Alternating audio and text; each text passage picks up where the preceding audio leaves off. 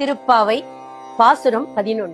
கற்றுக்கரவை கணங்கள் பலகரந்து செற்றா சிறவழிய சென்று சேர்ச்சியும் குற்றம் ஒன்றில்லாத கோவலர்த்தம் பொற்கொடியே புற்றரவல்குள் புனமையிலே போதராய் சுற்றத்து தோழிமார் எல்லோரும் வந்து நின் முற்றம் புகுந்து முகில்வண்ணன் பேர் பாட சிற்றாதே பேசாதே செல்வ பெண்டாட்டினே எற்று குரங்கும் பொருளேலோரெம்பாவாய்.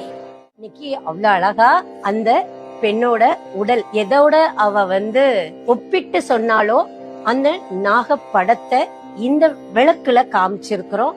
அது மாதிரி மயில் 2 மயில் நிக்கிற மாதிரி தொகை விரிச்சு ஆடிட்டு இருக்க மாதிரி கண்ணன் அவன் மாடு மேய்க்கக்கூடியவன், மாடு கன்றோட வாழக்கூடியவன் அப்படின்றதுனால பசுவோடையும் கன்றோடையும் இருக்கக்கூடிய கண்ணனையும் காமிச்சிருக்கிறோம். பின்னாடி 2 அலங்கார மயில், அந்த மயில் தோகை விரிச்சு நிக்கிற மாதிரி ரொம்ப அழகா அலங்கார விளக்கு ஒன்னையும் காமிச்சிருக்கிறோம்.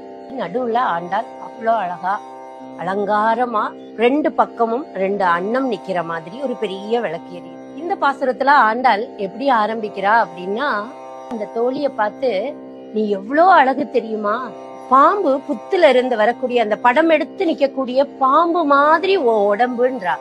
அதாவது அல்குல் அப்படின்னு சொல்லுவாங்க.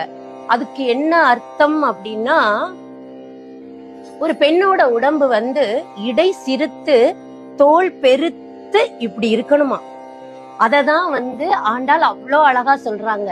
நீ மயில் மாதிரி உற்சாகமா ஆடிக்கிட்டு இருப்பியே, இன்னும் ஏன் எந்திரிக்க மாட்டேங்கிற?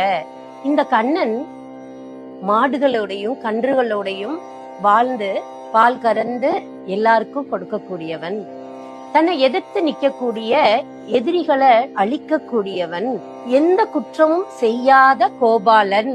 நாம கண்ணனோட புகழ பாடல அப்படின்னா நமக்கு எப்படி புண்ணியம் கிடைக்கும் அப்படின்னு வருத்தமா இடுறா கடைசியில. இதெல்லாம் தோழிகளை பார்த்து கேட்கப்பட்ட கேள்வி அல்ல. இவ்வளவு சொல்லியும் இன்னுமே எந்திரிக்காத அந்த தோழிய பார்த்து வருத்தமா கேக்குறாரு. அடுத்த பிறவிக்கும் நாம புண்ணியம் சேர்க்கணும் அப்படின்னா பெருமாளுடைய நாமத்தை தொடர்ந்து சொல்லணும், தொடர்ந்து கேட்கணும். இப்ப எல்லாரும் வந்துட்டாங்க. இப்ப இதே இது நம்மளா இருந்தா என்ன பண்ணுவோம்? நீ பண்ணதெல்லாம் போதும், உன் கூட இவ்வளவோ நேரம் நான் போராடிட்டேன், என்னால நீ எந்திரிச்சே வரலன்னு சொல்லி கோச்சிட்டு போயிடுவான். அவ எல்லா விதத்திலையும் ஆண்டாள் அவளுடைய தோழியை எழுப்புறதுக்கு முயற்சிக்கிறாள்.